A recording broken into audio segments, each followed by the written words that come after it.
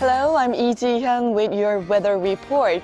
This week we're experiencing colder and colder conditions, and this morning the mercury plunged to 1.7 degrees Celsius here in the capital, and bitterly cold winds brought down the sensory temperatures to sub-zero. But it's about to get colder tomorrow with a low at 0 before this autumn cold snap eases next week.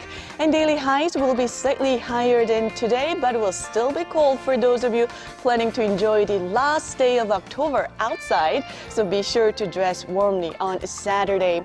But thankfully, skies will remain sunny with a dry weather advisory in place in the eastern coastal regions of the Gangwon province. So please keep that in mind, and here are the readings for tomorrow. Seoul will kick off at 0 before getting up to 12. Daegu and Gwangju rise to 14, while Busan tops out at 16. And as for the other regions, Daejeon and Jeju Island will see a high of 13 and 15, while Dokdo peaks at 11. Once again, if you head out early tomorrow morning, be sure to dress in layers. That's all for Korea, and here's international weather for viewers around the world.